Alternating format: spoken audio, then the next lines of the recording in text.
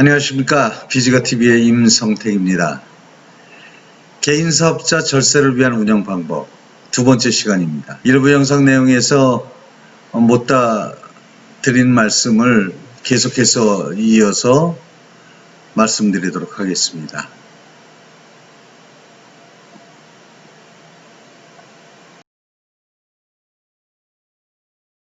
절세 방법을 나름대로 10가지를 추려봤습니다.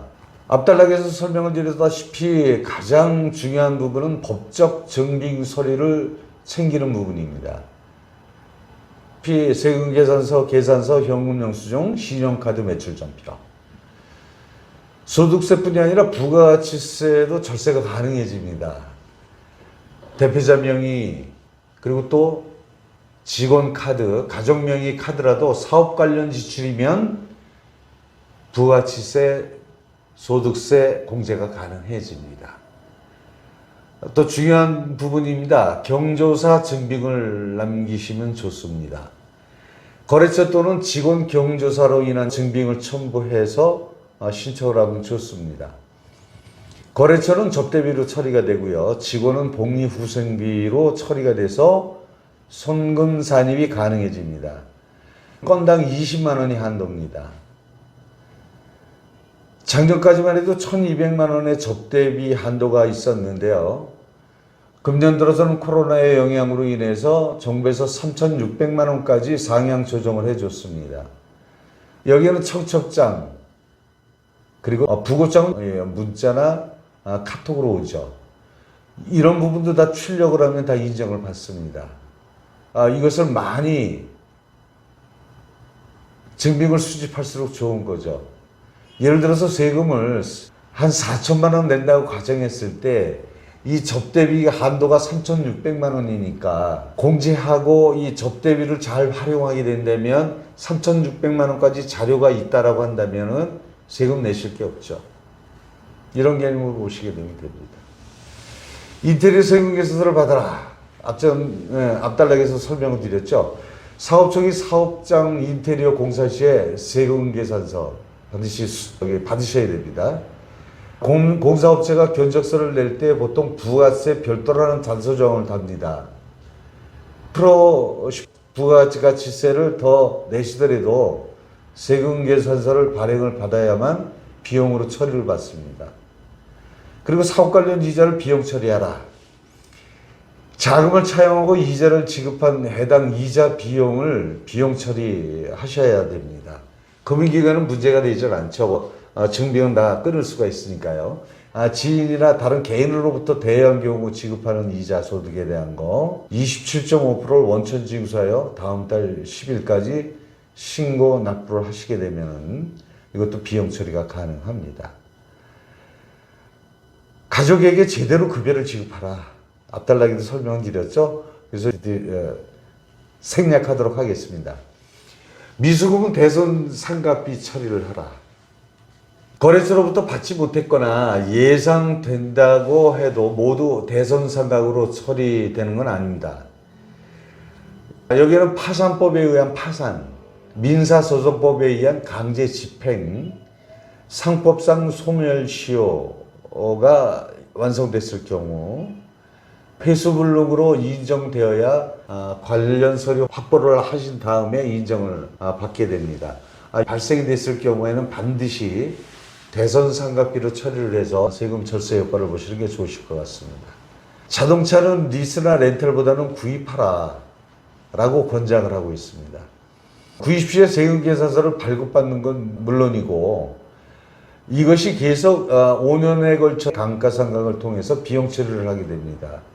리스나 렌트 같은 경우에는 월 납부하는 리스료 외에는 비용 처리할 수 있는 항목이 없기 때문에 가급적이면 자동차는 구입하시는 게 좋습니다. 금융소득 기속과 상품을 활용하라. 금융소득 이자 소득이나 배당 소득을 얘기합니다. 합산해서 2천만 원 이하의 금액은 15.4%로 분리과세가 되고 초과분은 비교과세 적용 시에 최고 41.8%를 적용이 가능하므로 넘지 않도록 잘 조절하시게 되면 금융소득에 대한 것도 활용하시면 절세가 가능합니다.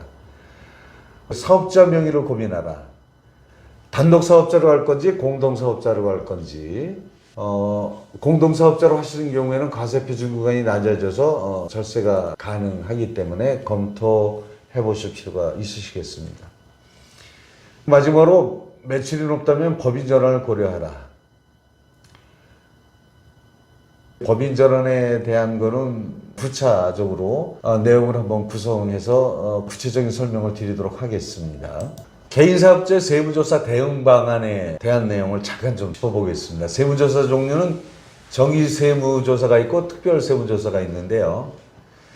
정기세무조사는 정기적인 성실도 분석 결과 불성실 혐의가 있거나 무작위로 표본을 추출하는 경우, 특별세무조사는 신고 내용에 탈루 혐의가 있는 명백한 자료가 있거나 구체적인 탈세 제보가 있는 경우에 실시하는 걸 말합니다.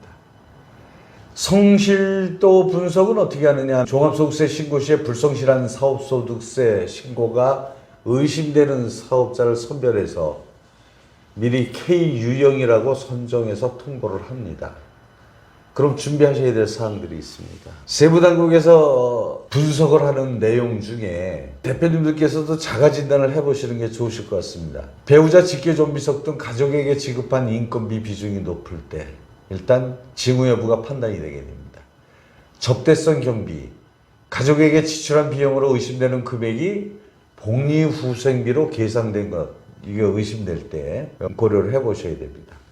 지출 내용, 목적, 장소 등을 검토해 가정용 차량을 유지하는 경우, 그리고 관리비, 업무 부관 경비의 변칙 계상이 의심될 때 세무당국에서는 그런 징후가 있다고 판단을 하게 됩니다. 직원은 늘고 사업장은 넓어지고 업황은 좋은데 실제 세금 납부가 적은 경우에도 의심을 받으시게 됩니다. 매입액은 많은데 매출은 줄거나 그대로인 경우, 이런 경우도 성실도가 떨어진다고 분석해서 판단을 하게 되는 거죠. 대응 방안을 잠깐 살펴보겠습니다. 세무조사 대상에 선정되지 않은 것,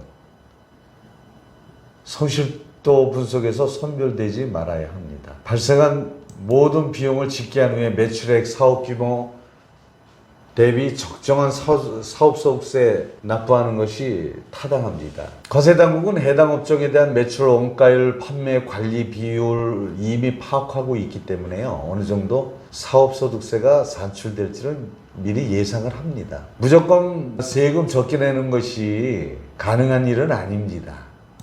특정 사업자에게 가능한 수준의 절세 전략을 수립하고 실천하는 것이 필요합니다. 매년 결산 때만 되면 많이 고민이 되시는데요. 미리미리 준비하시는 것만이 세금을 줄이는 방법입니다. 고소득 자영업자에게 적용되는 제도죠. 성실신고 확인 제도에 대해서 설명을 드려보겠습니다.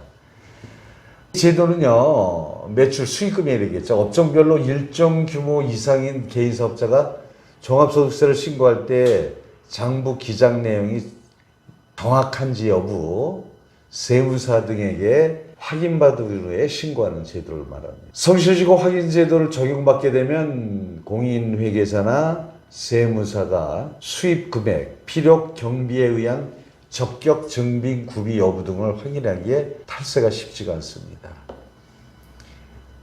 이 제도를 도입한 데는 자영사업자 중에 가공경비, 필요경비, 매출 누락, 세금 탈루가 많아서 고소득 자영업자만이라도 성실신고를 유도하고자 2011년도 과세년도부터 성실신고 확인제도를 도입했습니다. 성실신고 확인자는 공인회계사나 세무사, 회계법인이나 세무법인에서 담당을 하게 되고요.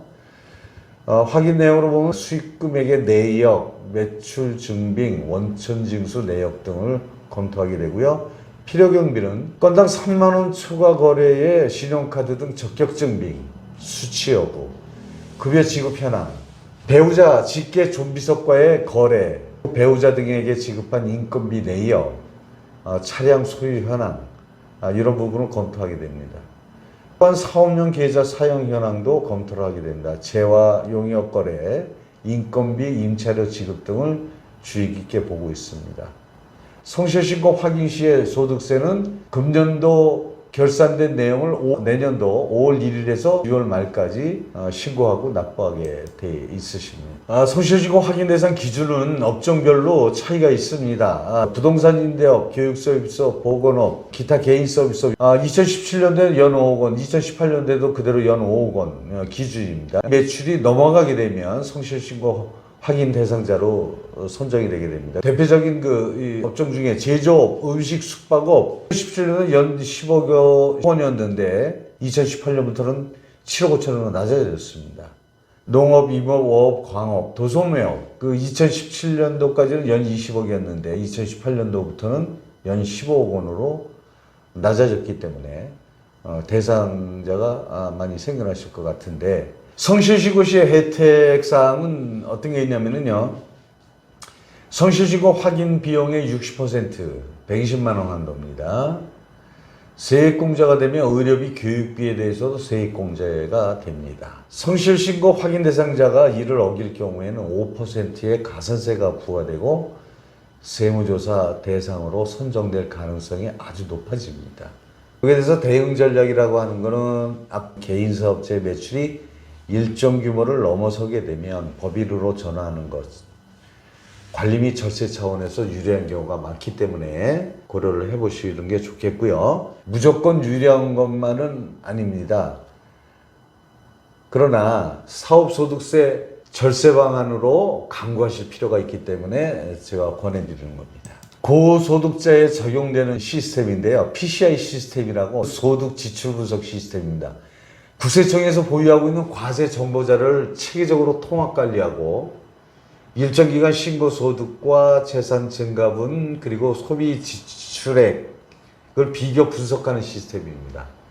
고소득 자영업자, 사회적 문제 업종, 여기 자영업자들이 현금 거래나 제3자 명의를 통해 세금을 탈루해서 돈을 번 뒤에 이를 자신의 부동산, 주식 등을 취득하거나 해외여행 등 호화 소비 지출에 쓴다는 점에 착안해서 만들어진 시스템입니다.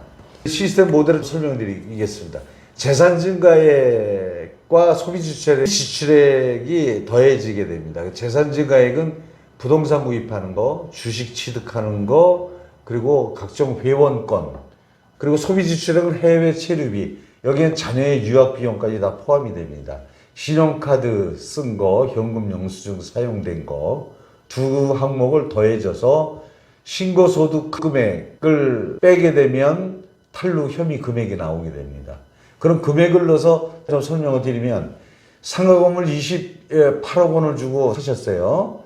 소비 지출액은 연간 2억 6천만 원을 쓰셨어요. 그러면 5년간 신고한 종합소득 금액이 3억 2천만 원이에요.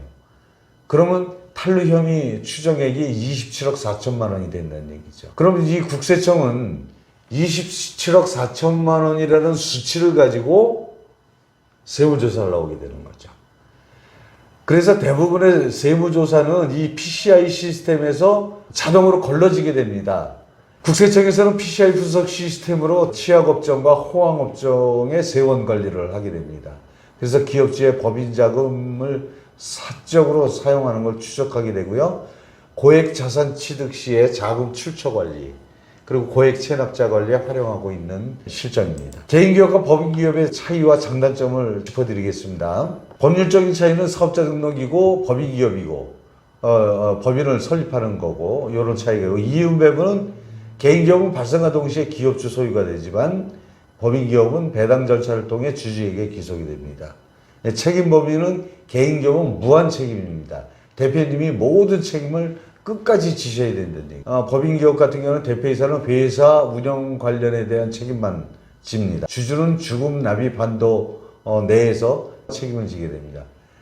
그러나 단 50%를 초과 보유한 과점주주는 제2차 납세 의무가 있습니다. 세부상 차이를 보게 되면 납부세금은 개인기업은 소득세 중 사업소득세, 법인기업은 법인세고 물론요. 세율은 개인기업에서 과세 표준으로 봤을 때 6%에서 42%까지 세율이 적용이 되고요. 법인기업은 10%에서 25%의 세율이 적용이 됩니다. 사업주 보수는 개인기업에서는 경비 처리가 안 됩니다. 그리고 법인기업에서는 경비 처리가 됩니다. 사업주 퇴직금은 개인기업은 지급할 수가 없고 법인기업은 지급이 가능합니다. 그리고 잉여금, 내가 돈 버는 거에 대해서는 개인기업 대표님들은 자유롭게 사용을 할 수가 있죠. 근데 법인기업은 주주에게 배당금 지급 후에라야 사용이 가능합니다. 이 중에서 문제는 사업소득세만 납부하는 개인기업에 비해서 법인기업은 법인세와 배당소득세를 두 가지를 다 내셔야 된다는 얘기고요. 건강보험료는 개인기업은 지역 가입자로 납부를 하게 되고요. 그리고 관리상에 있어서는 그 장부는 개인기업은 자체 작성이 가능합니다. 법인기업은 세무사에게 기장을 위탁하셔야 됩니다. 부가세 신고는 반기별, 그게 6개월에 한 번, 연 2회에 개인기업이 신고를 하게 되는데 법인기업은 분기별로 연 4회를 신고를 하게 됩니다. 소득에 대한 신고는 개인기업은 홈택스를 통해서 자체 신고가 가능한데 법인은 세무사에게 위탁해서 신고를 하게 되죠. 대표님, 사업을 소규모로 시작할 때에 개인기업이 유리하지만 처음부터 규모를 크게 시작하거나 개인기업이 규모가 커지게 되면 법률상, 세무상 측면에서 법인기업이 유리합니다. 하지만 일부 사업체 대표님들께서는 법인으로 운영할 때 절차적인 번거로움 때문에 개인기업을 선호하기도 합니다. 여러 가지를 종합적으로 판단해 봤을 때 회사 형태를 결정하는 것이 바람직합니다. 세금 절세에 있어서는 영원한 숙제이기도 합니다. 어떻게 하느냐에 따라서 개인종합소득세를 내는 액수가 달라지게 되고 이걸 덜 내고 싶으셔서 어떤 탈법이 성행이 된다면 그거에 대해서 추징이 나오게 되고 세무조사를 받게 되고 성실시고 대상 사업자가 되시게 되면은 고소득자로 분류가 돼서 항상 세무조사 가능성을 안고 계시는 거죠. 바쁘게 내용을 전달해 드렸습니다. 잠깐 내비치긴 했습니다만은 그 경정 청구에 대한 거는 제가 이미 유튜브 영상에 업로드 해놓은 영상이 있으니까 그걸 한번 들어보시고 판단해 보시기를 권해드립니다. 이 시간 시청해 주셔서 감사합니다. 앞으로도 더 좋은 내용으로 영상 준비해서 대표님들 찾아뵙도록 하겠습니다. 감사합니다.